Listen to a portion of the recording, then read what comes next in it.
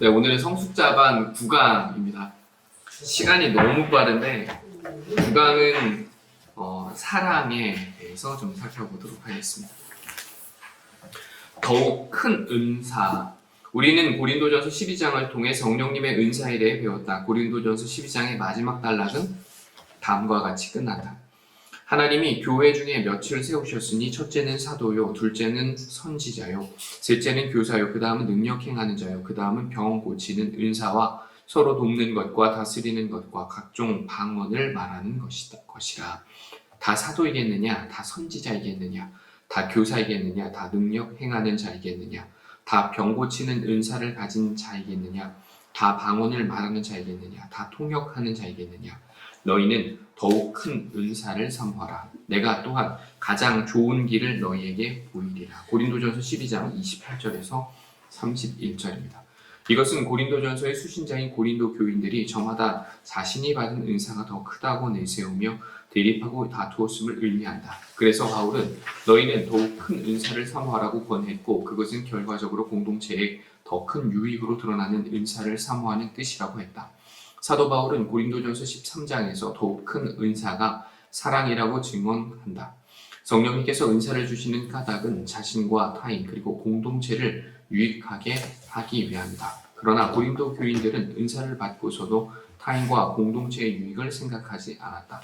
저마다 자기를 내세우며 서로 다투고 대립하고 분열하였다. 그래서 바울은 모두에게 가장 큰 유익으로 드러나는 은사, 가장 좋은 길, 그것은 사랑이라고 설파한다. 사랑이 더욱 큰 은사인 이유. 그렇다면 사랑이 왜 더욱 큰 은사인지 먼저 생각해보자. 첫째, 사랑만이 외적 은사를 내적 은사로 승화시켜주기 때문이다.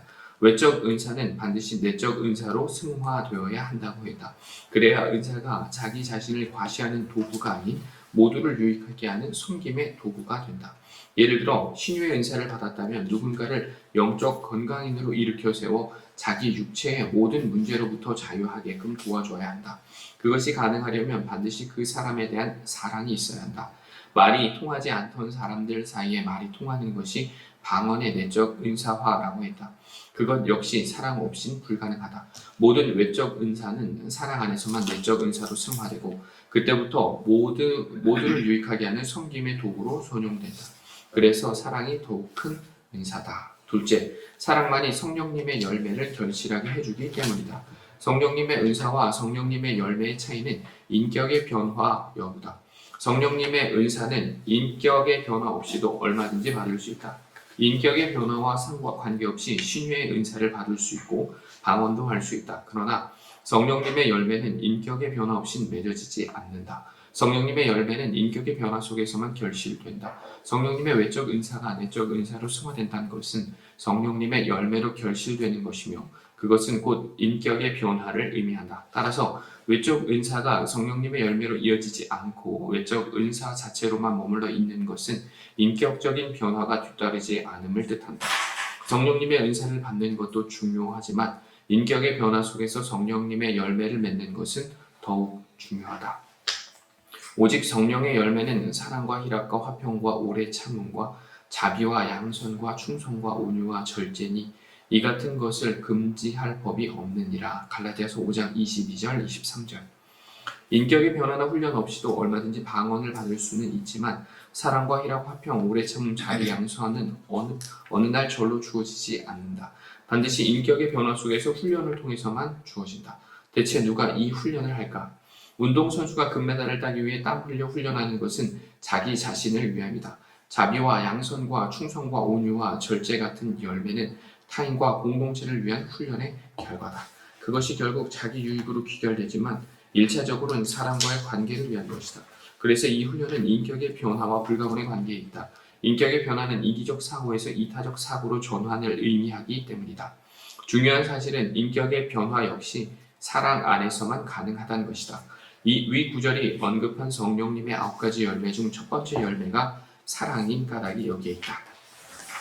9가지 열매라면 단수와 복수를 엄격하게 구분하는 헬라어 원문에는 열매라는 단어가 복수형으로 기록되어 있어야 한다. 그렇지만 원문에는 단수형인 카르포스로 기록되어 있다. 그렇다면 그 이유가 무엇일까? 성령님의 9가지 열매가 각각 다른 종류의 열매가 아니라 첫 번째 열매인 사랑이 나머지 8가지 형태의 열매로 드러남을 표현하기 위함이다. 이를테면 사랑이 오래 참음으로 드러나고 평화와 절제 그리고 온유로 드러나는 것이다. 그래서 사랑이 더욱 큰 은사다. 셋째, 율법이 사랑을 통해 완성되기 때문이다. 피차 사랑의 빛 외에는 아무에게든지 아무 빚도 지지 말라. 남을 사랑하는 자는 율법을 다 이루었느니라.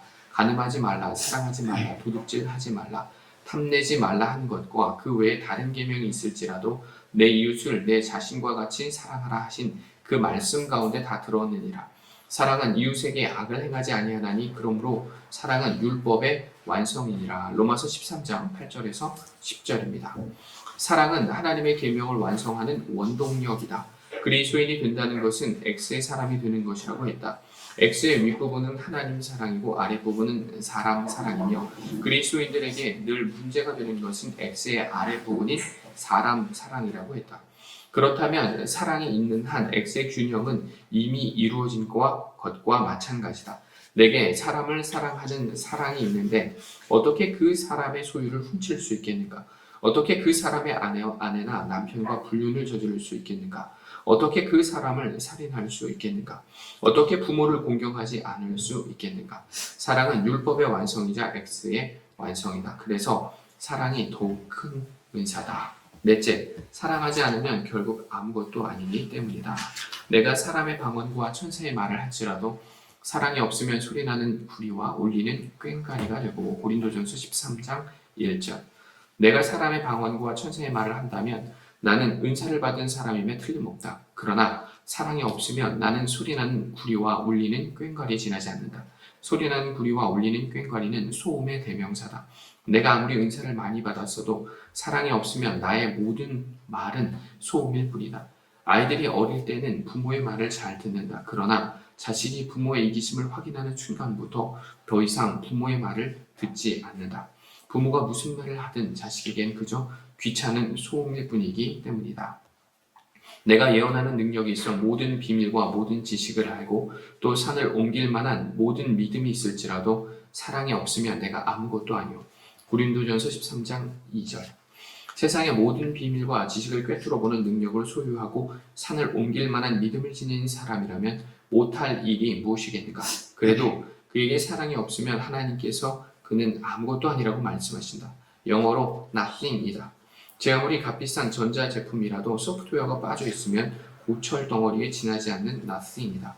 그대가 아무리 출세했다 해도 사랑이 없으면 하나님 보시기엔 nothing일 뿐이다.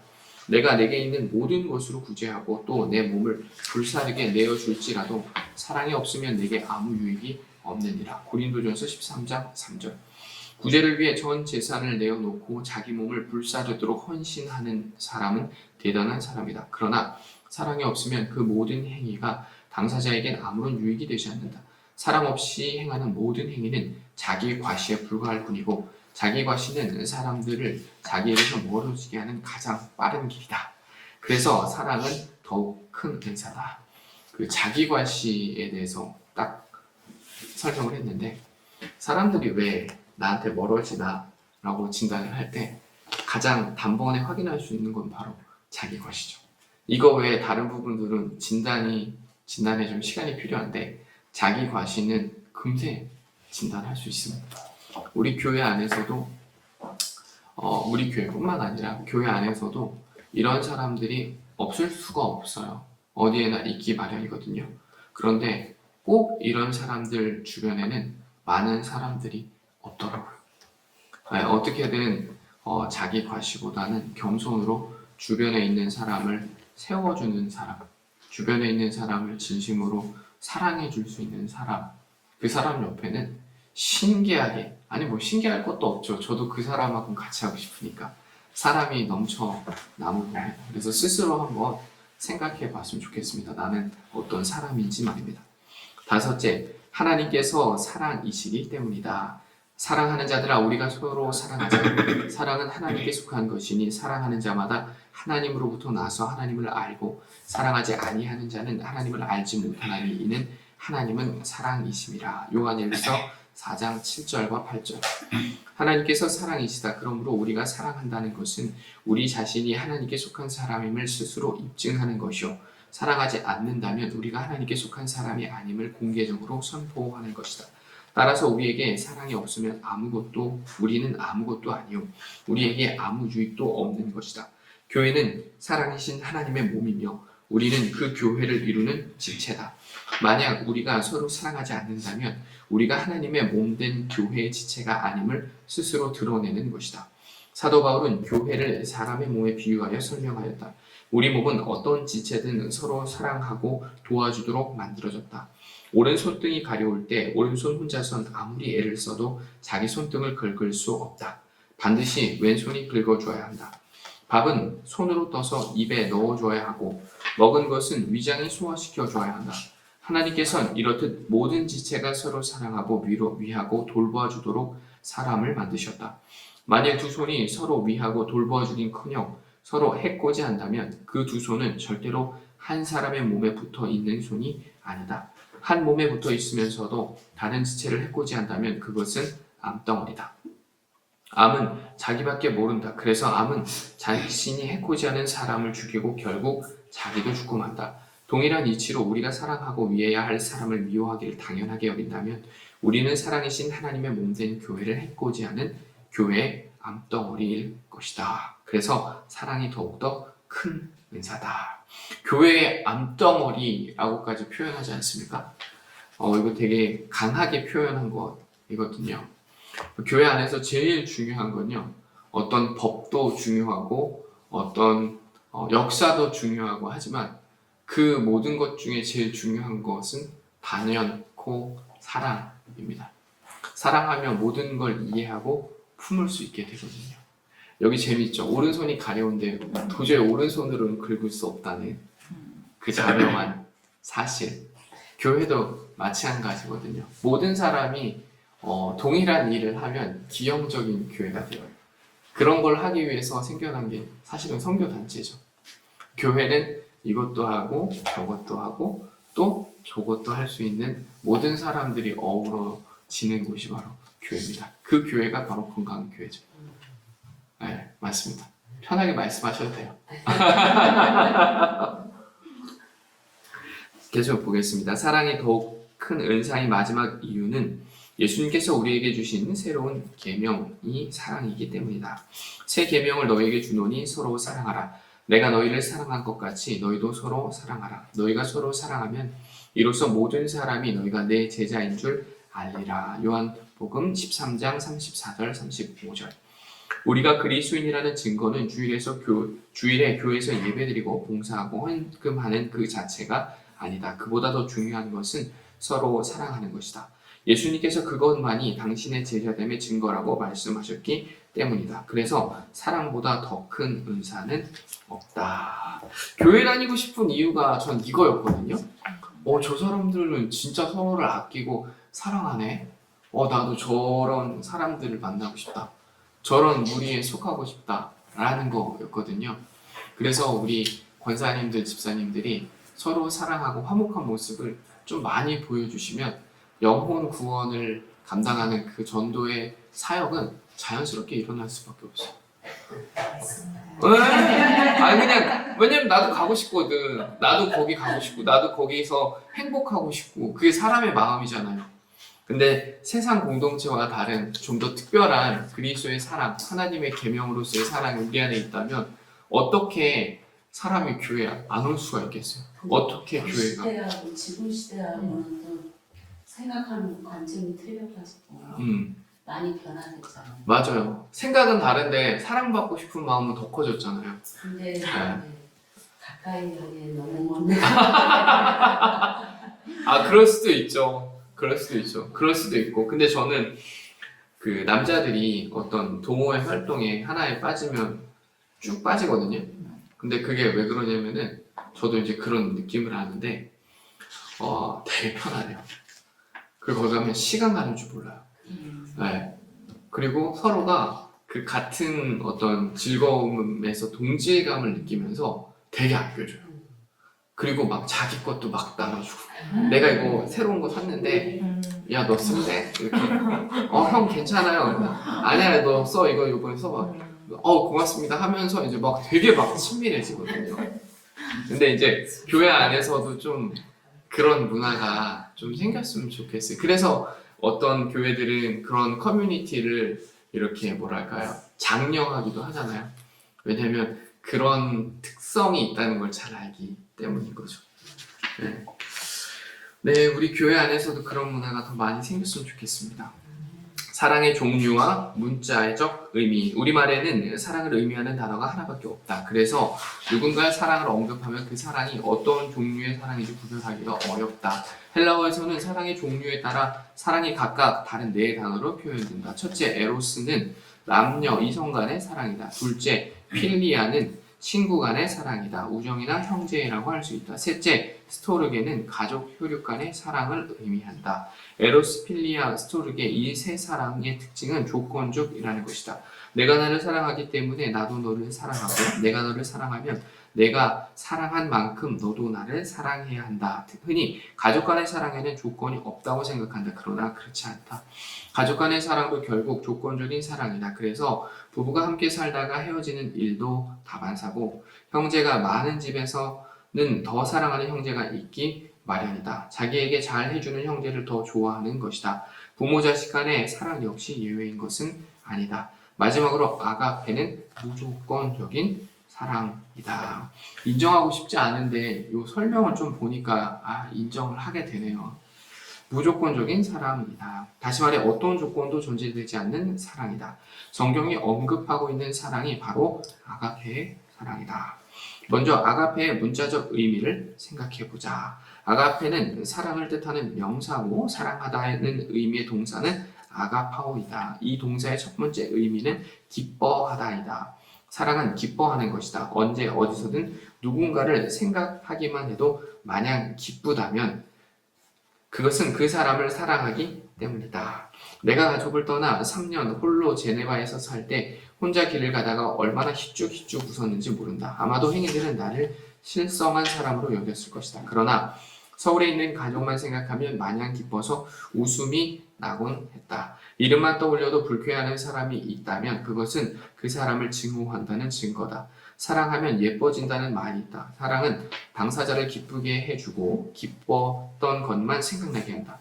사랑은 마음속에 기쁨을 품고 다니는 것이다. 그러므로 그 기쁨이 겉으로 배어나 사랑하면 예뻐질 수밖에 없다. 사랑은 기뻐하는 것이기에 언제든지 새롭게 시작될 수 있다. 부부가 어떤 일로 심하게 싸웠다고 하자. 그러나 사랑은 기뻐하는 것이므로 부부싸움의 후유증은 얼마 지나지 않아 사라지고 부부는 다시 기쁜 마음으로 돌아가 언제 싸웠냐는 듯 새롭게 시작한다. 만약 사랑이 기뻐하는 것임을 모르거나 서로 기뻐하지 않는 부부라면 한 번 다투는 것만으로도 모든 것이 끝나버릴 수 있다. 서로 기뻐하지 않는 사람 간의 다툼의 결과는 깨어진 유리 조각과 같을 것이기 때문이다. 아가파오의 두 번째 뜻은 잘 되기를 바라다이다. 입으로 사랑한다고 말하지만 속으로는 상대가 잘못되기를 바라는 것은 사랑이 아니다. 부모가 자녀 대학 입시를 앞둔 자녀를 위해 새벽부터 교회에 나가 기도하는 것은 사랑하는 자식이 잘 되길 바라기 때문이다. 그러나 옆집 자식이 삼술해도 그 집 자식을 위해서는 새벽부터 일어나지 않는다. 자기 자식만큼 사랑하지 않기 때문이다. 사랑하면 잘 되기를 바라는 것은 인지상정이다. 어머니께서 3년 동안 병상에 누워 계실 때 하실 수 있는 일이라고는 기도밖에 없었다. 당신의 핏줄들과 교회 그리고 나라를 위해 기도하셨는데 아무래도 내가 모시고 산지라 나를 위한 기도의 비중이 가장 컸다. 어머니 기도의 핵심은 늘 제철이가 평생 신실한 목사로 살게 해달라는 것이었다. 목사가 평생 신실한 목사로 사는 것보다 더 잘 되는 일이 있겠는가? 어머니께서 3년 동안 병상에서 그렇게 기도하신 것은 나를 사랑하시기 때문이었다. 사랑은 진심으로 잘 되길 바라기에 언제나 기적을 낳는다. 진심으로 잘 되길 바라는 마음으로 사람을 계속 대하면 자신의 그 마음이 상대에게 전해진다. 그리고 마음과 마음의 교류 속에서 전혀 예기치 않은 결과가 초래된다. 헬렌 켈러는 보지도 듣지도 말하지도 못했다. 겉모습만 사람이지 실제로는 짐승과 다를 바 없었다. 그 헬렌 켈러를 위대하게 만든 사람이 설리번 선생이었다. 설리번은 헬렌 켈러에게 인식 능력과 표현 능력을 길러주기 시작했다. 헬렌 켈러가 보지 못하게 무엇이든 손으로 만져 느끼게 하고 그것이 무엇인지 설명해 주었다. 돌멩이를 만져 딱딱한 감각을 느끼게 하고 돌이라고 일러주는 식이었다. 손으로 만질 수 있는 것은 그래도 인식시키기가 쉬웠다. 정말 어려운 것은 추상적 단어였다. 대체 사랑을 어떻게 인식시킬 수 있겠는가? 뜻밖에도 헬렌 켈러가 사랑이 뭔지 안다고 했다. 설리번이 헬렌 켈러를 처음 만난 날 그녀는 헬렌 켈러를 꼭 안아주었다. 헬렌 켈러는 설리번의 그 행동을 사랑으로 인식하고 있었던 것이다. 설리번 이전에 헬렌 켈러를 가르치기 위해 여러 교사가 왔지만 모두 실패했다. 그들은 짐승 같은 헬렌 켈러에게 아무 사랑도 느낄 수 없었고 결국 말을 듣지 않는 헬렌 켈러와 얼마간 씨름하다 모두 지쳐 떠나버리고 말았다. 그러나 설리번은 달랐다. 설리번은 시력을 상실할 뻔한 사람이었다. 그래서 약시였던 설리번은 헬렌 켈러를 처음 보는 순간 너무나도 치근하여 헬렌 켈러가 정말 잘 되었으면 좋겠다는 마음으로 꼭 안아주었다. 헬렌 켈러는 그때의 느낌을 기억하고 세월이 흐른 뒤에 그것이 사랑이라고 답한 것이다. 설리번의 그 사랑 속에서 헬렌 켈러는 우리가 아는 헬렌 켈러가 되었다. 잘 되기를 바라는 마음으로 누군가를 사랑하며 대하면 이처럼 사랑은 기적을 낳는다. 아가파오의 세 번째 의미는 귀하게 여기다이다. 잠깐 두 번째 때 잠깐만 짚고 갈게요. 잘 되기를 바란다 라는 것이지 않습니까? 여기 보면 예로서 자기 자식과 이웃집 자식의 예를 들었는데 정말 공감이 됩니다. 우리 자식이 아프면요 새벽에 기도하게 되죠. 언제나 새벽 기도에 나오지 않던 분이 나오면 필시 문제가 생겼어요. 근데 그 문제가 이웃집 아이가 수능 시험을 봐서 또는 이웃집 아이가 아파서일 리는 없어요. 거의 99% 자기 자식, 자기 남편 또는 자기 집 문제의 가능성이 제일 높아요. 그렇기 때문에 사실 우리가 제일 사랑하는 사람을 꼽으라고 하면 그럼에도 불구하고 자녀들 또는 가족들인 거죠. 근데 이게 잘못된 거는 아닙니다. 어쨌거나 잘 되기를 바란다. 또 누군가만 생각해도 희죽희죽 웃음이 난다 하면 그 사람을 사랑하고 있다라는 증거라는 걸 같이 기억했으면 좋겠습니다. 아가파오의 세 번째 뜻은 귀하게 여기다이다. 사랑은 사랑의 대상을 귀하게 여기는 것이다. 사랑하는 자식의 책가방을 다루는 마음과 모르는 아이의 책가방을 다루는 마음이 같을 수는 없다. 사랑하면 상대의 소유를 귀하게 여긴다. 사랑하면 상대의 생각과 계획을 귀하게 여긴다. 사랑하면 상대가 사랑하는 방법과 행하는 일을 귀하게 여긴다. 유명한 영화 감독 스티븐 스필버그의 어머니가 유대인인 것은 잘 알려져 있는 사실이다. 스필버그는 어렸을 때 지렁이나 도마뱀 같은 것들을 잡아와 방해 주곤 했다고 한다. 다른 어머니라면 그것들을 모두 내다 버리고 아이를 혼낼 것이다. 그러나 스필버그의 어머니는 아들의 특성을 귀하게 여겨 지렁이든 도마뱀이든 오히려 병에 넣어 잘 보관해 주었다. 그래서 스필버그의 영화를 보면 지렁이와 도마뱀 말할 것도 없고 상상치도 못한 것들이 등장하곤 한다. 만약 스필버그의 어머니가 어린 아들의 특성을 귀하게 여겨주지 않고 부정해버렸다면 그토록 독창적인 영화 감독 스필버그는 존재하지 않을 것이다. 사랑하면 또 상대가 자신과 다르다는 것을 귀하게 여긴다. 그래서 사랑하면 내가 틀렸다고 말하지 않는다. 틀렸다는 것은 옳지 않다는 말이다. 사랑은 서로 다름을 인정하고 존중하는 것이다. 프랑스 여성 문학가이자 철학가인 시몬 르 베이유는 사랑은 상대와 자신의 거리를 사랑하는 것이다 라고 했다. 우리는 상대가 언제나 우리 자신과 똑같기를 원한다. 그래서 서로 부딪힌다. 참된 사랑은 상대방과 자신의 거리, 즉 다름을 귀하게 여기는 것이다. 그 거리가 길면 긴 만큼, 그 다름이 크면 클 만큼 더 사랑하는 것이다. 그래서 사랑은 아름다운 조화의 꽃을 피운다. 내가 누군가를 사랑하는지 하지 않는지 이 세 가지를 스스로 점검해 보면 알 수 있습니다. 하나님을 우리가 진정으로 사랑하고 있는지, 교회를 진정으로 사랑하고 있는지, 우리 이웃을 진정으로 사랑하고 있는지 이 세 가지를 통해서 한번 점검해 봤으면 좋겠습니다. 성경이 정의하는 사랑, 사도 바울은 사랑을 다음과 같이 정의한다.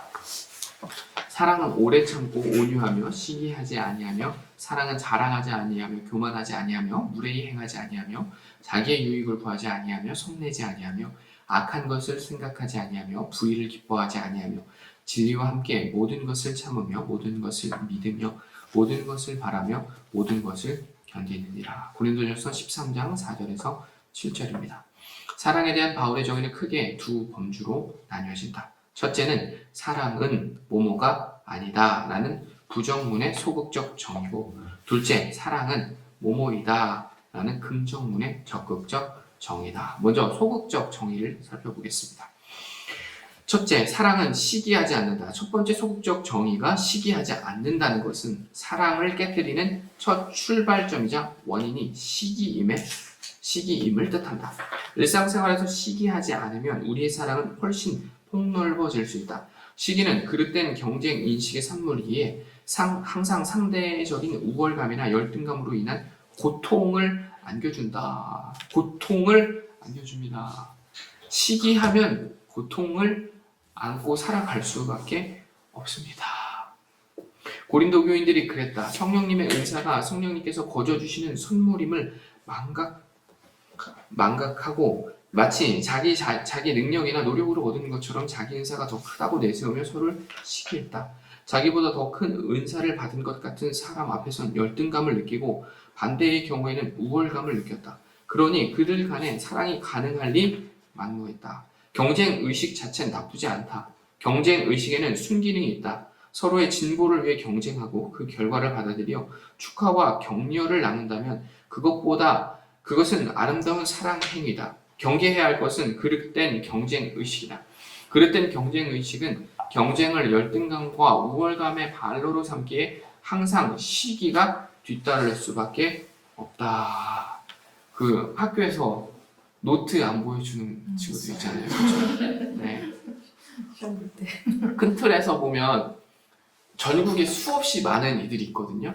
그 친구들과 경쟁을 하면 좋겠는데 바로 옆에 있는 친구와 경쟁하느라 그 친구들과 정작 해야 할 친구들과 못하게 되는 경우가 있습니다.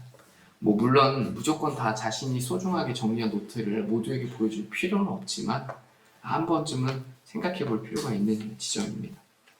둘째, 사랑은 자랑하지 않는다. 우리말로 자랑하다로 번역된 헬라어 페르페튜오마이는 허풍선을 뜻하는 페르페로스에서 파생되었다. 자랑은 과장하는 것이다. 자랑은 사람들이 자기를 칭찬해 주기를 열망하는 마음에서 비롯된다. 그러므로 자기 우월성을 과시하거나 반대로 열등감을 감추기 위해 자신의 행위를 계속 과장하게 된다.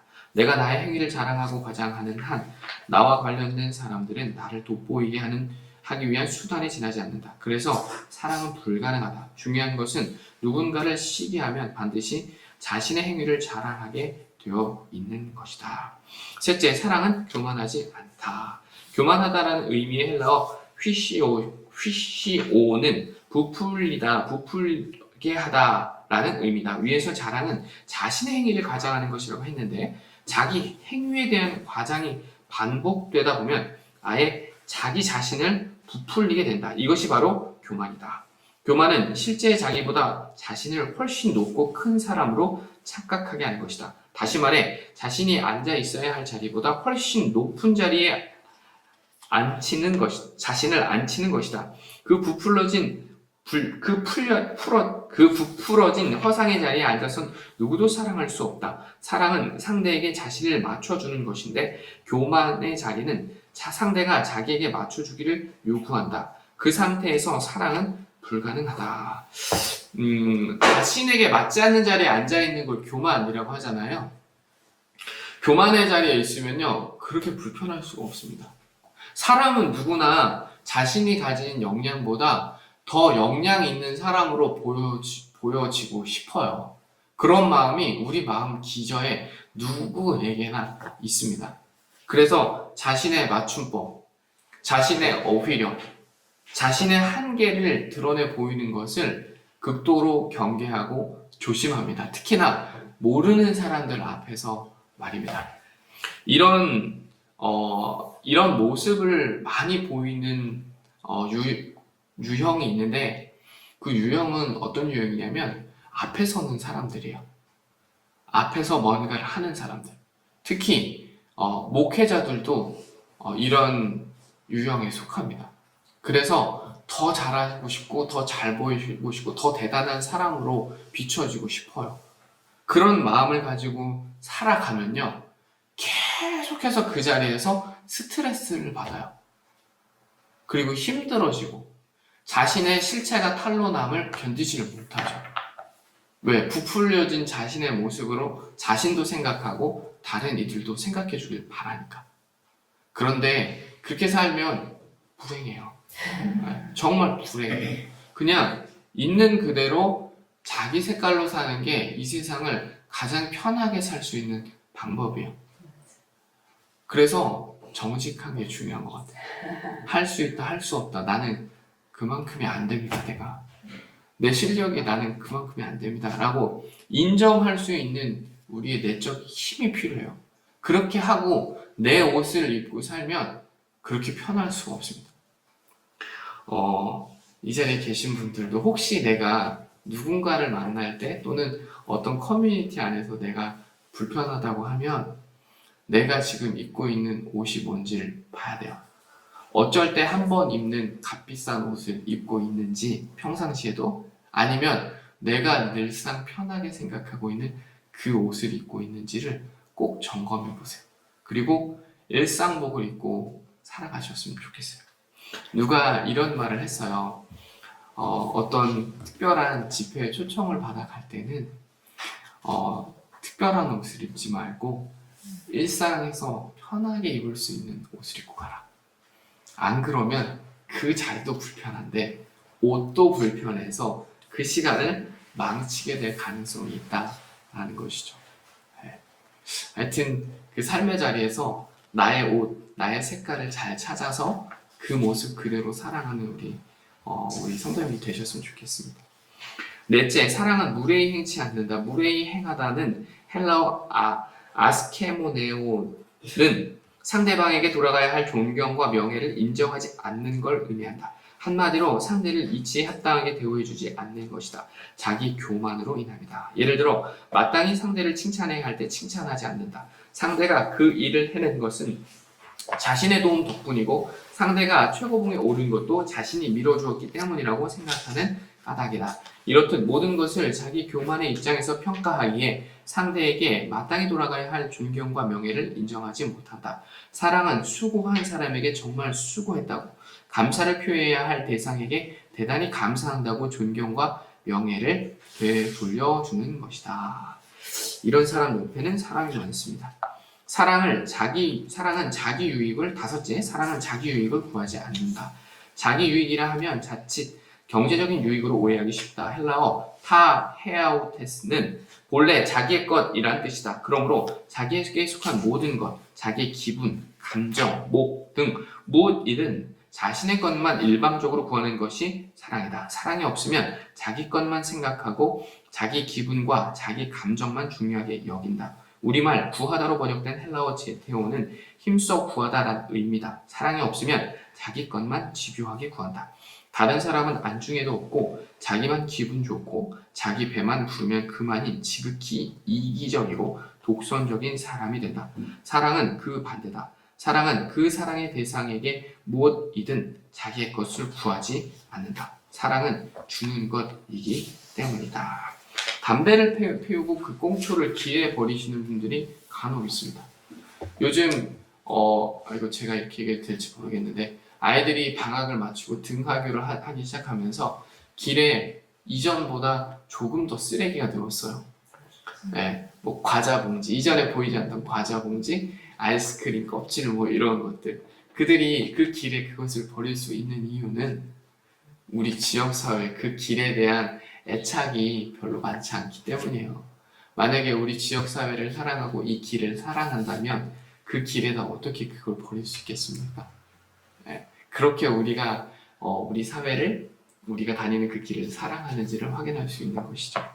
아이들이 어릴 때 부모가 자식을 위해 모든 것을 해주면서도 자식에겐 생색을 내지 않는다. 그러나 어느 날부터 부모가 자식에게 내가 너를 어떻게 키웠는데 하며 셈을 셈을 하기 시작하면 자식이 부모에게 가까이 다가오긴커녕 도리어 부모로부터 더욱 멀어진다.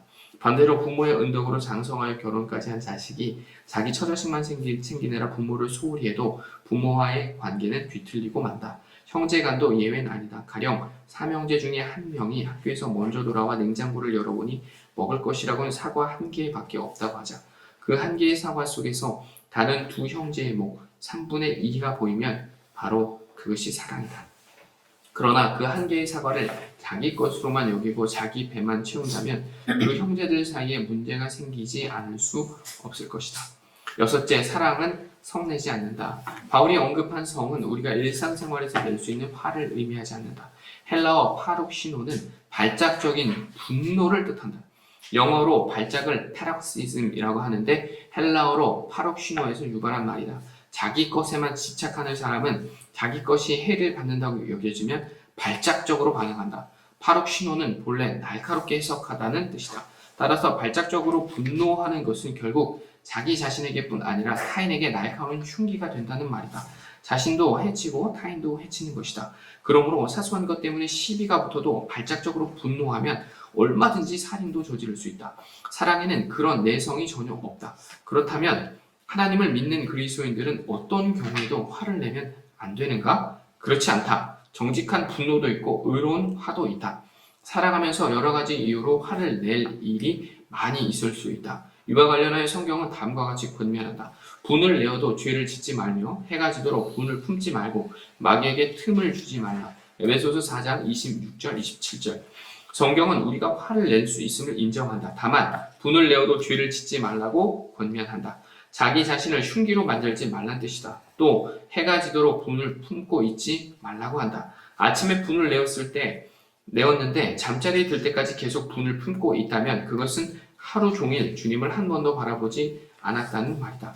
한 번이라도 주님을 생각하면 주님의 말씀으로 자신을 추슬렀다면 적어도 잠자리에 들 때까지 분을 품고 있진 않을 것이다. 그리고 분을 내어도 마귀에게 틈을 주지 말라고 했다. 잠자리에 들기까지 분을 품고 있다면 이미 마귀에게 틈을 준 것이다. 하루 종일 분을 품고 지내느라 다른 사람과의 관계가 바르게 이루어졌을 리가 없기 때문이다. 저도 이제 한 번씩 싸우거든요. 화를 내고 저도 그렇고 저희 아내도 그렇고 이제 저희 아내는 이런 얘기하는 거 되게 싫어하는데 아마 저희 아내에게 설거지하다 보면 나중에 볼 거예요. 그러면 이제 저한테 뭐 얘기할 수도 있는데 싸울 수 있어요. 근데 그거를 잠들기 전에 하루 안에 풀면은 비교적 괜찮습니다. 그런데 그게 안 풀릴 때가 있어요. 상대가 사과를 해도 진심으로 느껴지지 않고 왜 그렇게 했으면 그렇게 생각했으면 그렇게 하지 말았어야지 진작에 했어야지 이제 와서 이런 마음이 막 들 때가 있단 말이에요. 저도 마찬가지로. 그러면 그렇게 분노한 채로 자면 일단 잠이 안 와요. 잠을 푹 못 자요. 그래서 다음날 컨디션이 안 좋아요. 컨디션이 안 좋으면 그 분이 계속해서 더 끌어올라요. 이 모든 게 그 사람 때문인 걸로 자꾸 생각이 돼요. 그러면서 또 하루를 망치게 됩니다. 그러다 보면 자꾸 뭐랄까요, 용서가 어려워져요. 네. 어느 순간에 결단을 하지 않으면 용서가 마음속으로 이렇게 자연스럽게 되는 경우는 생각보다 드뭅니다. 왜냐하면 화는 하루를 넘어가 이틀은 계속 더 쌓일 수도 있거든요. 물론 이렇게 가벼운 거는 시간이 지나면서 스스로 성찰을 하는 과정 속에서 해소되고는 합니다. 그런데 특히나 가까웠던 사이에서는 그게 잘 안 되는 경우가 많아요. 그렇기 때문에 좀 기도하면서 결단하는 것도 좀 필요합니다. 그래서 길어지면 예. 길어지면은 이게 치고 가까이 있으면 나를 치고 잘 아는데. 그러니까요. 길어지면 진작에 얘기를 했어야지. 그걸 이제 와서 얘기하면 무슨 소용이 있어? 이런 마음이 막 들거든요. 그래 아주 젊은 것 같아요. 원사님 거기 이르셨어요?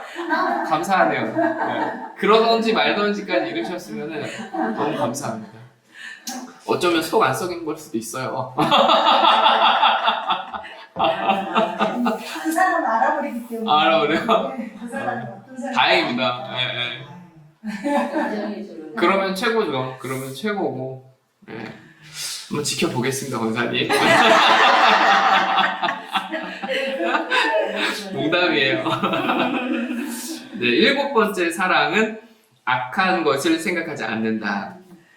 생각하다라는 헬라어 단어 로기조마이는 수고하다, 계산하다는 뜻이다. 악은 한마디로 공동의 선을 해치는 것이다. 공동의 선을 해치는 악을 심사숙고하고 어떻게 해칠 수 있을 것인지 계산하는 이유는 간단하다.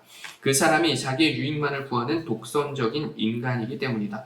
사랑은 더불어 살기 위한 공동의 선을 추구하는 것이기에 공동선을 해치는 악을 생각할 수조차 없다. 우리가 정말 사랑의 사람이 되기 위해서는 항상 공동의 선을 앞세워야 한다. 자신으로 인해 얼마나 많은 사람에게 유익이 돌아가고 있는지 자신도 모르게 누군가에게 해를 끼치고 있는 것은 아닌지 늘 생각해야 한다. 마지막으로 사랑은 불의를 기뻐하지 않는다. 기뻐하다라는 헬라어 카이로는 매우 기뻐하는 상태를 의미한다. 불의를 기뻐하는 이유는 간단하다. 불의를 저지를수록 자기에게 더 유익이 된다고 여기기 때문이다.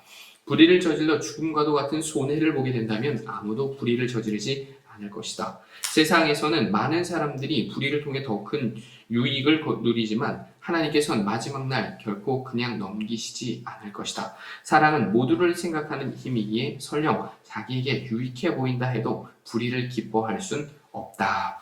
지금까지 살펴본 사랑의 소극적 정의는 그 전개 순서가 중요하다. 시기하면 자랑하게 되어 있고, 자, 순서가 중요합니다.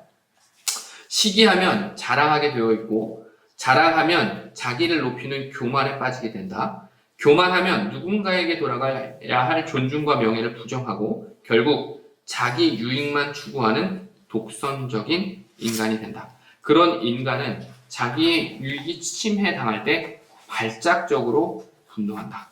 그 사람은 공동선을 해치는 악한 길에 누구보다 밝은 편이고 자신의 목적을 위해서라면 불의를 저지르고도 기뻐한다. 이와 같은 소극적 정의의 전개 순서는 사랑하기 위한 관건은 시기하지 않는 것임을 일깨워준다. 자, 사랑하기 위한 관건은 시기하지 않는 것임을 일깨워준다. 사랑과 관련된 모든 문제가 사실은 시기에서 시작한다. 시기하다라는 헬라어 동사 젤로는 명사 젤로스에서 나왔다. 젤로스는 열심, 열정이란 뜻이다. 매사에 열심이 없는 사람은 다른 사람을 시기하지도 않는다. 시기하는 사람의 그 강점이 여기에 있어요. 열심은 있어요. 자기 일에 대한 열정이 없는 사람도 시기하지 않는다. 그러거나 말거나 흥하는 사람은 시기할 게 없어요. 냅둬. 누군가 하겠지. 하는 사람은 시기할 것도 없어요, 그냥. 우리는 우리의 열심과 열정을 조심해야 한다. 우리가 하나님의 일에 열심을 낼 때 이 열심과 열정이 어디에서 비롯될 것인지, 누구를 위한 열심인지, 자신의 열심인지 하나님의 열심인지를 생각해야 한다. 그렇지 않을 경우는 반드시 문제가 생긴다. 다음은 사도 바울의 증언이다.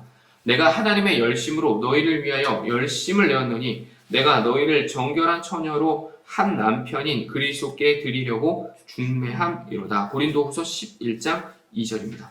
바울은 자신의 열심으로 일하지 않았다. 인간은 이기적이기에 자기 열심으로 일하면 일할수록 자기 교만에 빠져 누군가에게 상처를 입힌다. 바울은 하나님의 열심으로 일했다. 하나님은 사랑이시다. 하나님의 열심은 언제나 사랑과 생명의 열심이다. 그대가 겸손하게 하나님의 열심으로 일하려 하면 하나님께서 그대의 삶을 통해 당신의 열심으로 사랑과 성령의 열매를 거두실 것이다. 여기 보면은 인간은 이기적이기에 자기 열심으로 일하면 일할수록 자기 교만에 빠져 누군가에게 상처를 입힌다라고 하지 않습니까? 우리가 경계해야 할 부분이 바로 여기에 있습니다. 당연히 주를 위한 열심을 내야 하는데 그것은 하나님의 열심, 정말 주를 위한 열심으로만 존재해야 돼요. 그 가운데서 어떤 나의 무언가를 추구하는 순간 그 열심은 한없이 왜곡될 겁니다. 포장은 하나님을 위한 열심인데 그 이면에 꽉 차 있는 것은 나의 삶을 보다 윤택하게 하는 것, 좀 더 나의 어떤 이름에 좀 이름을 좀 더 높이는 것, 그런 것들로 채워질 수가 있어서 조심해야 할 필요가 있습니다. 적극적인 정의입니다. 이번에는 사랑은 뭐뭐이다 라는 긍정문을 통해 사랑의 적극적 정의에 대해 살펴보자. 첫째, 사랑은 오래 참는다. 오래 참는다 라는 의미의 헬라어 마크로디메오는 대항하고 싶지만 힘이 붙여 체념하는 처음부터의 참음, 특히 능히 상대를 제압할 수 있는 힘이 있음에도 스스로 억제하는 참음까지 모두 포함하는 단어다. 적극적인 사랑의 출발점이 바로 이것이다. 참지 못하면 사랑은 끝이다. 사랑은 일단 참고 보는 것이다. 성령님의 열매에도 오래 참음이 있지 않은가? 동일한 단어다. 자신이 유난히 많이 참는 것처럼 내세우는 사람이 있다. 그런 사람은 실제로 참지 못한 사람이다. 참지 못하는 사람일수록 자신이 많이 참는다고 생각한다. 그에게는 10초만 참아도 참은 것이기 때문이다. 그러므로 내가 얼마나 참았는지 알아? 하고 말하는 사람이 있다면 저 사람은 평소에 참지 못하는 사람이구나 라고 생각하면 거의 틀림없다. 잘 참는 사람은 참는다고 말하지 않는다. 그 순간에도 참고 있기 때문이다. 그 순간에도 참고 있기 때문이다. 결국 공동체는 참는 사람들이 많을 때 평화롭습니다. 네? 병이 생긴다고요? 스트레스. 그럼 어떻게 참지만 다 싸워요? 그러니까. 너 왜 그렇게 말해? 이렇게 막 해요? 진짜 말해? 나 기분 나빠 지금. 나쁜 나가면 안 되지. 이래서 해야지. 꼭 그렇게 말해야 돼. 좋게 말할 수 있죠. 그거 정말 지혜로운 지금 말씀하신 거예요. 그러니까 상대가 설령 그렇다 하더라도 지혜롭게 우회적으로도 또 말해줄 수 있거든요. 또 민망하지 않게. 그럼 그게 참는 거 아닌가요? 근데? 일단 그쵸? 어쨌거나 그냥 참아주는 거잖아요. 사고에서도 할 말 하는 거잖아요. 안 참아주시네요. 네, 둘째 사랑은 온유하다. 헬라어로는 크레스튜오마이이다. 이 단어는 예수님의 산상수훈 가운데 온유한 자는 복이 있나니에서 사용된 온유한 단어다. 이 장에서 산상수훈의 온유는 헬라어 프라우테스인데 야생동물의 품성과 관련된 의미라고 했다.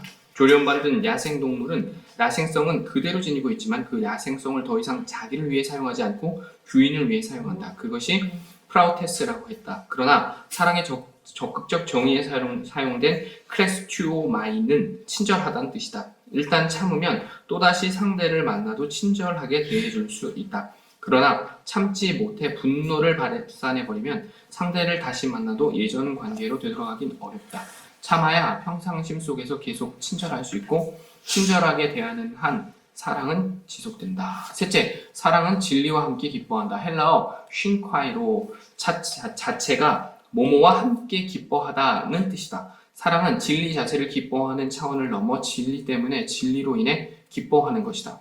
진리 자체를 기뻐하는 것은 무척 쉽다. 우리가 성경 공부를 하는 이유는 진리를 기뻐하기 때문이다. 진리를 공부하는 것보다 더 재미있는 일은 없다. 진리 그 자체를 기뻐하는 것은 진리에 대해 조금만 관심을 지닌 사람이라면 누구에게나 가능한 일이다. 어려운 것은 내가 아는 그 진리로 인해 기뻐하는 것이다. 20대의 내 자식이 하루아침에 10억을 벌어왔다고 가정해보자. 내가 진리 자체는 기뻐하지만 진리로 인해 기뻐하는 부모가 아니라면 나는 머지않아 내 자식과 함께 공멸할 것이다. 젊은 자식이 그 많은 돈을 어떻게 벌었는지 묻지도 않고 요즘 같은 세상에 내 아들 최고다며 기뻐할 것이기 때문이다. 진리로 인해 기뻐하는 부모라면 그 엄청난 돈을 어떻게 벌었는지 당연히 물어야 한다. 만일 불이하게 번 돈이라면 당연히 물리치게 해야 한다. 그것이 진리로 인해 기뻐하는 것이다. 내가 사업할 때 어머니께 매달 드리는 생활비 이외에 목돈을 드리면 그때마다 어머니께서 내게 제쳐라. 이 돈 하나님 앞에 부끄러운 돈 아니지? 하고 꼭 확인하곤 하셨다. 하나님 앞에서 부끄러운 돈이면 받지 않으시겠다는 것이었다. 나는 나를 그렇게 키워주신 어머님이 얼마나 감사한지 모른다. 요즘 세상은 진리는 뒷전이고 돈이 절대적이다. 그리스도인들이 진리 자체만을 기뻐하는 것으로는 이 세상이 결코 채워질 수 없다. 오직 진리로 인해 기뻐할 때에만 모두를 살릴 수 있다. 그래서 사랑은 진리로 인해 기뻐한다. 사랑과 진리는 모두를 살리는 힘이다. 넷째, 사랑은 모든 것을 참는다. 앞에서 사랑은 오래 참는다고 했는데 참는다는 말이 또 등장했다. 여기서 참는다는 헬라어 스테고인데 덮어주다는 의미다. 스테고에서 파생된 스테리에는 지붕을 뜻한다. 사랑은 상대의 약함, 추함을, 허물을 덮어주는 지붕이 되는 것이다. 마치 노아의 세 아들 중 셈과 야벳이 포도주의 하체를 드러내고 잠든 아버지의 허물을 덮어드린 것과 같다. 그러나 또 다른 아들인 함은 밖에 나가서 아버지의 허물을 떠벌렸다.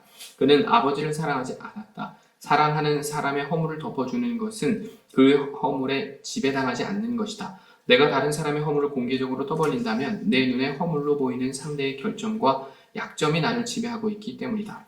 허물을 덮어주는 것은 의미 있는 허물이 없다고 거짓말한다는 의미가 아니라 상대의 허물에 지배당하지 않는 것이다. 그래서 상대의 허물에도 불구하고 변함없이 사랑할 수 있다. 미움은 다툼을 일으켜도 사랑은 모든 허물을 가리느니라. 잠언 10장 12절.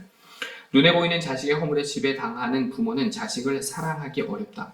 다른 사람 보기에 허물투성인 자식이라도 부모에게는 사랑스러운 자식인 것은 자식의 허물이 부모를 지배하지 않기 때문이다. 그래서 부모는 도리어 자식의 허물을 덮어주는 지붕이 된다. 다섯째, 사랑은 모든 것을 믿는다. 믿다에 해당하는 헬라어 피스튜오는 하나님을 믿다라고 할 때 믿다와 동일하다. 사랑은 여러 가지 미흡함에도 불구하고 그를 통해 하나님이 귀하신 뜻이 이루어질 것을 믿는 것이다. 그러므로 하나님과의 수직적인 관계가 확립되지 않고서는 사람을 사랑하기 어렵다. 그 수직적인 관계의 확립 속에서만 하나님을 믿기에 여러 장애물 속에서도 사람을 믿을 수 있다. 내가 예전에 사업할 때의 일이다. 당시 일본 비즈니스 파트너였던 아라카와 씨는 60이 넘은 분이셨고 나는 20대 총각이었다. 1974년 일본에서 만난 아라카와 씨는 나를 자기 집으로 저녁 식사에 초대하였다. 그분의 집에 들어선 순간 나는 깜짝 놀랐다. 기모노를 입은 그분의 부인이 현관에서 무릎을 꿇고 내게 큰절을 하는 것이었다. 당황한 내가 구두도 벗지 못하고 맞절을 하려 하자 아라카와 씨가 당신은 내 친구니까 절할 필요 없습니다. 이것은 일본 예법이니 당신은 절을 받기만 하면 됩니다. 라고 했다. 그러나 엉거주춤 맞절을 한 내가 구두를 벗으려 하자 무릎을 꿇은 부인이 내 구두를 벗겨주려 했다. 그것은 내게 충격이었다.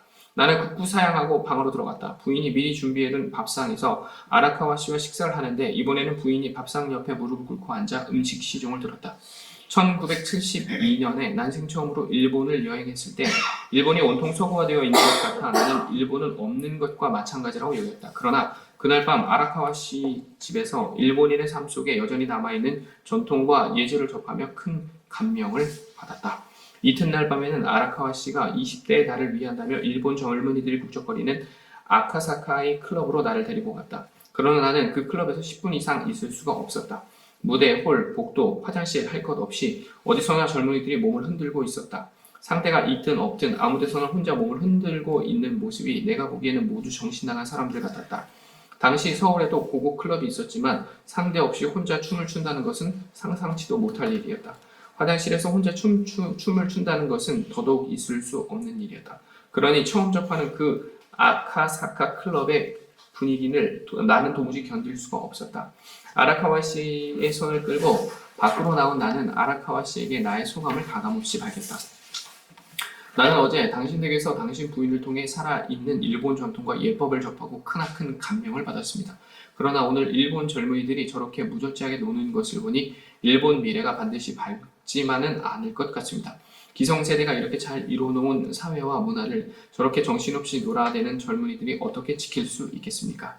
내 말이 끝나기가 무섭게 아라카와 씨가 걸음을 멈추고 정색을 하고 말했다. 미스터리, 어제 우리 집에서 내 처를 보고 감명받았다고 했죠? 그리고 지금 저 젊은이들을 한심하다는 듯이 말했죠? 그러나 나나 내 처도 젊었을 땐 지금 이 젊은이들처럼 나름대로 놀 만큼 놀았어요. 그러니 저 젊은이들도 우리 부부 나이가 되면 우리와 똑같이 되리라고 나는 믿습니다.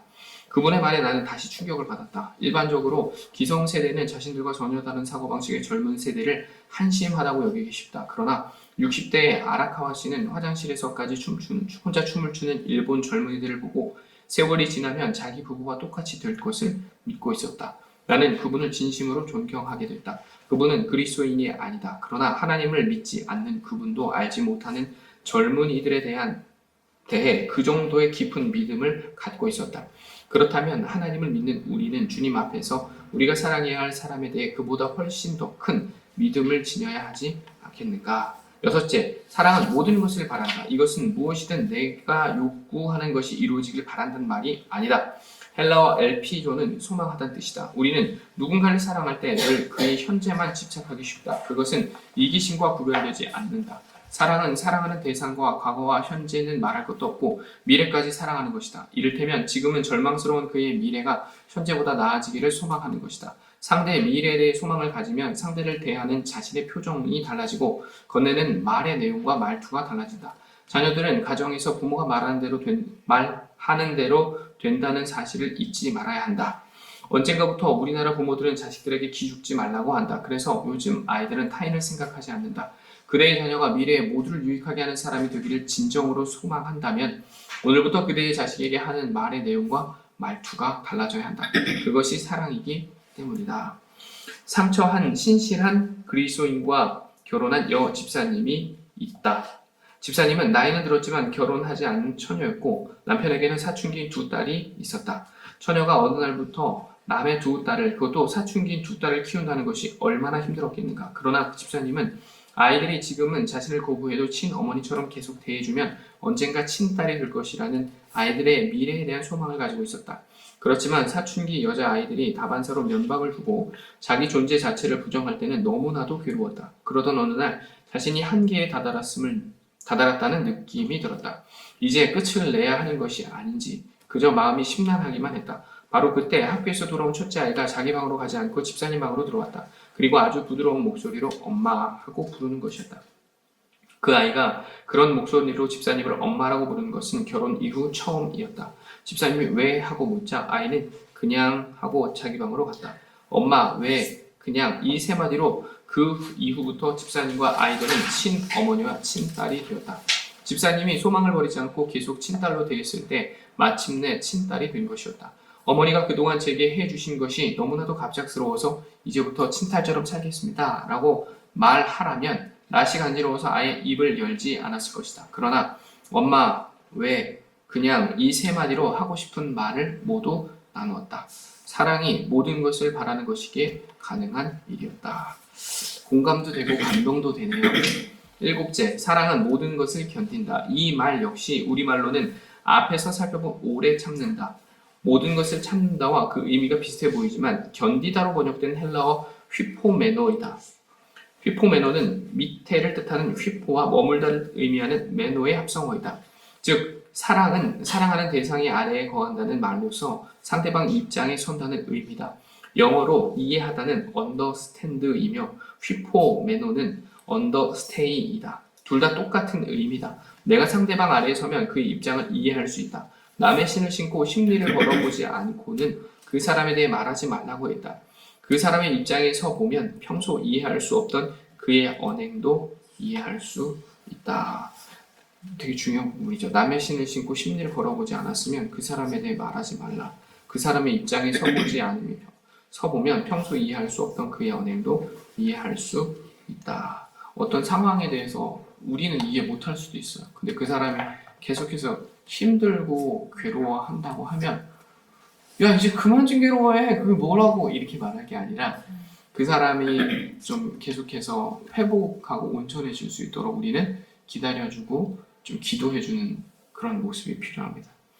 사람들은 흔히 누군가를 사랑할 때 상대에게서 자신이 좋아하는 부분만 취하고 마음에 들지 않는 부분은 부인해버리려고 한다. 그것은 인어공주의 예쁜 얼굴만 좋아하고 물고기 모양의 몸은 보지도 않겠다는 것과 같다. 인어공주를 정말 사랑한다면 그의 머리에서부터 꼬리 지느러미까지 몽땅 사랑함이 마땅하다. 목회자의 불륜 스캔들로 시끄러웠던 교회가 있다. 교인 중에 목사를 배척하는 파도 있었고 지지하는 파도 있었다. 그런데 지지파 가운데 우리는 목사님이 불륜을 저질러도 좋다. 계속 설교만 은혜롭게 하면 된다고 주장하는 사람이 있었다고 한다. 이는 목사의 설교만 취하고 나머지는 취하지 않겠단 말이다. 설교 이외에는 목사가 무슨 짓을 해도 상관없다는 것이다. 그것은 목사를 사랑하는 것이 아니라 목사에 대한 최악의 모독이다. 상대에게서 자신이 좋아하는 것만 취하려 하지 않고 상대의 전 존재를 받아들이기 위해서는 반드시 상대의 입장에 설 뿐만 아니라 상대의 아래 거할 수도 있어야 한다. 그 자체가 이미 사랑이기 때문이다. 사도 바울은 사랑의 적극적 정의를 위해 7단어를 사용하였다. 그 첫 단어가 오래 참는 것이다. 사랑은 참는 것에서 시작하여 다음 단계로 이어진다. 일단 참으면 계속 친절할 수 있다. 참으면 진리로 인해 그를 사랑할 수 있다. 참으면 그의 허물을 덮어주는 지붕이 될 수 있고 그를 믿어줄 수 있고 그의 미래에 대해 소망을 잃지 않을 수도 있다. 참으면 그의 입장에 서고 그의 아래에 거할 수도 있다. 그래서 소극적인 사랑은 시기하지 않는 것에서 시작하지만 적극적인 사랑은 참는 것에서부터 시작한다. 오래 참다는 헬라어로 마크로듀메오라고 했다. 마크로는 길다 뜻이고 듀오는 희생하다는 의미다. 내가 나 자신을 희생 제물로 삼지 않고는 오래 참을 수 없다. 왜 나 자신을 희생 제물로 삼으면서까지 그를 위해 오래 참아야 하는가? 하나님께서 그 사람을 사랑의 대상으로 내 곁에 두셨기 때문이다. 하나님께서 나를 사랑해 주시는 것은 나로 하여금 바로 그 사람을 사랑하게 하시기 위함이다. 우리를 사랑해 주시는 하나님의 사랑을 힘입어 우리는 참을 수도 있고 사랑할 수도 있으며 결과적으로 하나님 사랑과 사람 사랑의 X를 완성해 갈 수 있다. 결론입니다. 첫째, 사랑은 서로 하는 것이다. 이건 정말 중요한 부분이에요. 서로 하는 겁니다. 지금까지 깊이 다룬 사랑은 우리 모두에게 주어진 의무다. 우리 모두에게 주어진 의무입니다. 누가 누구를 일방적으로 사랑하는 것이 아니라 적어도 그리스도인이라면 서로 사랑해야 한다. 그것이 주님께서 우리에게 주신 새 계명임은 이미 앞에서 확인하였다. 누군가가 지금 내 처지가 너무 힘드니 나는 사랑을 받기만 해야 되겠다고 생각한다면 그것은 그리스도인의 바른 정신이 아니다. 그리스도인은 최악의 상황에서도 사랑의 의무를 다하는 사람이다.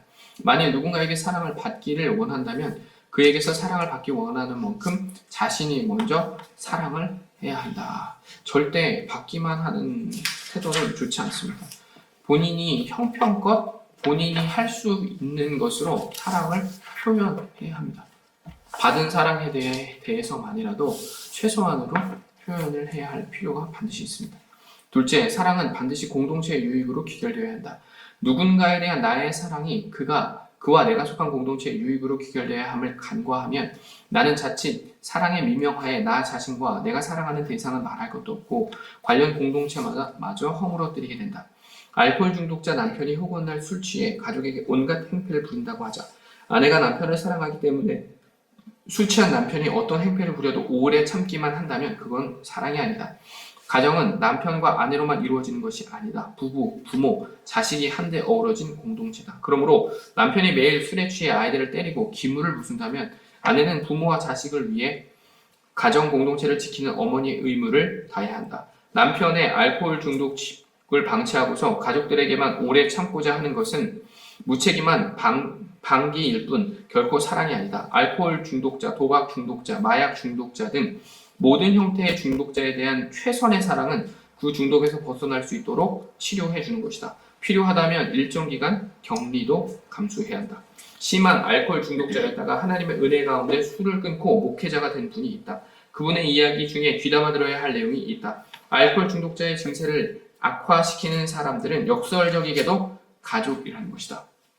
알코올 중독자가 술을 내어 놓으라고 행패를 부릴 때 어머니나 아내가 술을 주면 안 된다는 것을 알면서도 그 순간을 모면하기 위해 혹은 이번 한 번만 더 주면 내일부터는 괜찮겠지 하는 근거 없는 기대감에 술을 또 준다는 것이다. 계속 술을 공급해주는 가족이 있는 한 알코올 중독자의 증세는 날이 갈수록 더 심해질 수밖에 없다. 다시 강조하지만 모든 형태의 중독자는 무슨 방법을 써서라도 반드시 치료해 줘야 한다. 조기 치료가 더 효과적이면 두말할 나위가 없다. 그래야 당사자도 살리고 가정 공동체도 지켜진다. 이것이 사랑이다. 자신이 일하고 있는 회사에 누군가 들어와 물건을 닥치는 대로 탈취하고 사람을 마구 구타하는데도 사랑은 온유한 것이라며 가만히 방관하기만 하는 것은 누구에 대한 사랑도 아니다. 당장 신고하든지 사원들이 함께 힘을 합쳐서 그를 제지하든지 회사 공동체를 지키는 것이 그 공동체에 소속된 사람들에 대한 사랑이다. 아주 중요한 부분을 지금 얘기한 거예요. 우리가 오해하는 경우가 참 많거든요.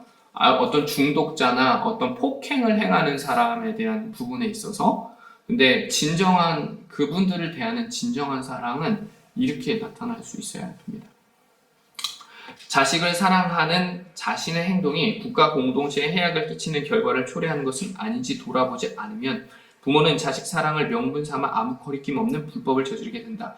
오늘날 우리 사회에서 정의가 실종된 이유 중 하나는 이 땅의 부모들이 자기 자식을 위해 수많은 불법을 자행해 온 것과 무관하지 않을 것이다.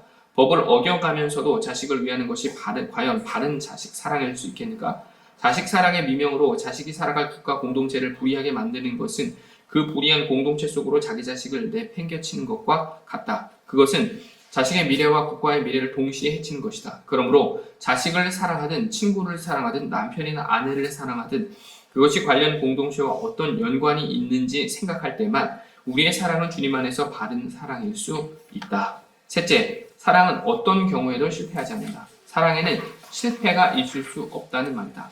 앞에서 언급한 상처한 남자와 결혼하여 사춘기인 두 딸의 어머니가 된 집사님의 경우에는 해피엔딩으로 끝났다. 그러나 똑같은 상황에서 내가 정말 사랑하였음에도 상대가 끝내 나의 사랑을 받아주지 않았다면 나의 사랑은 실패자인가? 결코 아니다. 내가 예수님의 말씀을 쫓아 누군가를 진정으로 사랑했는데 그가 나의 사랑을 받아주지 않았다면 그것은 그의 문제일 뿐 나의 실패는 아니다. 비록 그가 나의 사랑을 받아들이지 않았다 해도 주님께서 나를 사랑하신 것처럼 내가 그를 사랑함으로써 주님과 나의 관계가 내가 그 사람을 사랑한 만큼 더 깊어졌기 때문이다. 그래서 나는 실패하지 않았다. 사랑 그 자체에는 실패가 있을 수 없다. 사랑은 언제까지나 떨어지지 아니하되 예언도 패하고 방언도 그치고 지식도 패하리라. 고린도전서 13장 8절. 누군가를 가장 사랑하냐고 얘기했었잖아요. 보상을 바라는 게 아니라 그 순간 그 자체를 소중히 여겼으면 좋겠어요. 그 마음으로 그냥 사랑하는 것 그 자체만으로도 훌륭하다라는 걸 좀 기억했으면 좋겠습니다. 예언, 방언, 지식의 은사는 언젠가는 모두 필요 없어지지만 사랑은 언제까지나 떨어지지 않는다. 우리말로 떨어지다로 번역된 헬라어 에크피토는 소멸하다, 실패하다는 의미다. 즉 사랑은 소멸하지도 실패하지도 않는다는 것이다. 누군가를 진정으로 사랑한다면 상대방의 반응엔 상관없이 내 사랑의 행위를 소멸하지 않고 주님 앞에 영원히 남는다. 마지막으로 사랑의 동의는 오직 하나님이시다. 혼자 외톨이로 떨어져 홀로 사랑한다는 것은 누구에게든 불가능한 일이다. 사랑은 하나님의 사랑이 우리와 함께 하시기에 가능하다. 발광체와 복사체가 있다. 발광체는 태양처럼 스스로 빛을 발하는 것이며 반면 복사체는 스스로 빛을 발하지 못하지만 발광체의 빛을 받아 방출한다. 다른 발광체가 아니지만 발광체인 태양빛을 방출한다. 하나님께서 사랑의 발광체시라면 우리는 그분의 사랑을 이 세상에 방출하는 사랑의 복사체다. 그 동네에 죄를 지은 한 여자가 있어 예수께서 바리새인의 집에 앉아 계심을 알고 향유 담은 옥합을 가지고 와서 예수의 뒤로 그 발 곁에 서서 울며 눈물로 그 발을 적시고 자기 머리털로 닦고 그 발에 입 맞추고 향유를 부으니 예수를 청한 바리새인이 그것을 보고 마음에 이르되 이 사람이 만일 선지자라면 자기를 만지는 이 여자가 누구며 어떠한 자 곧 죄인인 줄 알았으리라 하거늘 예수께서 대답하여 이르시되 시몬아 내가 내게 이를 말이 있다 하시니 그가 이르되 선생님 말씀하소서. 이르시되 빚 주는 사람에게 빚진 자가 둘이 있어 하나는 500데나리온을 졌고 하나는 50데나리온을 졌는데 갚을 것이 없으므로 둘 다 탕감하여 주었으니 둘 중 누가 그를 더 사랑하겠느냐. 시몬이 대답하여 이르되 내 생각에는 많이 탕감함을 받은 자이니이다. 이르시되 내 판단이 옳다 하시고 여자를 돌아보시며 시몬에게 이르시되 이 여자를 보느냐. 내가 내 집에 들어올 때 너는 내게 발 씻을 물도 주지 아니하였으되 이 여자는 눈물로 내 발을 적시고 그 머리털로 닦았으며 너는 내게 입 맞추지 아니하였으되 그는 내가 들어올 때부터 내 발에 입 맞추기를 그치지 아니하였으며 너는 내 머리에 감람유도 붓지 아니하였으되 그는 향유를 내 발에 부었느니라. 이러므로 내가 말하노니 그의 많은 죄가 사하여졌도다. 이는 그의 사랑함이 많음이라. 사함을 받은 일이 적은 자는 적게 사랑하느니라. 누가복음 7장 37절에서 47절입니다. 자신이 하나님께 사함 받은 일이 적다고 생각하는 사람은 적게 사랑한다. 하나님께 받은 사랑이 적다고 여긴 탓이다. 하나님께 용서의 은혜를 적게 받았다는 것은 거꾸로 이야기하면 자신이 그만큼 죄를 덜 지었다는 말이다. 다시 말해 자신이 그만큼 의롭다는 것이다. 그런 사람은 아직도 자신을 전혀 알지 못한 사람이다. 자신을 알지 못하기에 자신을 죽음에서 구원해 주신 하나님의 사랑도 알 도리가 없는 것이다. 그런 사람은 사랑의 복사체가 될 수 없다. 죽어 마땅한 자신의 죄를 예수 그리스도 안에서 용서하고 구원해 주시는 하나님의 사랑을 깨달은 사람만 바로 그 사랑의 복사체가 될 수 있다. 하나님의 사랑은 멀리 있지 않다. 지금 그대와 함께 계신다. 그 사랑의 복사체가 되라. 그대 삶의 의미와 가치가 달라질 것이다. 네, 오늘은 사랑에 대해서 좀 배워봤는데요. 머릿속에 남는 게 있으신지 모르겠습니다. 네, 저도 시기와 인내라는 부분이 참 많이 남는 것 같아요. 네, 반성도 되고 아까 그 또 참는 부분 얘기했었잖아요. 참느라고 속이 막 탄다 그랬죠. 그건 사실은 어떤 의미로 보면 온전히 참아내지 못하고 있다는 증거일 수도 있어요. 온전히 참으면 선한 열매가 맺히거든요. 그렇기 때문에 한번 스스로 자신의 상태를 좀 진단해보면 좋을 것 같습니다. 네, 잠깐 기도하겠습니다. 하나님, 우리가 서로 사랑하며 살고 있다고 생각합니다. 정말 그러한지 오늘 함께 읽은 책을 통해서 그 내용을 통해서 스스로 점검해 볼 수 있도록 도와주시옵소서. 무엇보다 시기, 하나님 이것이 우리 안에 머물 자리가 없게 하시고 인내, 이것이 우리 삶에 가득할 수 있도록 은혜 허락해 주시옵소서. 주님께서 끝까지 주님의 말씀을 쫓아 가셨던 것처럼 저희 역시 주님의 말씀을 쫓아 주님을 본받는 삶, 또 주님을 쫓은 이들을 본받아 살아가는 공동체 되게 하여 주시옵소서. 오늘도 귀한 시간 주신 것이 주님이심을 고백하며 예수님의 이름으로 기도드립니다. 아멘.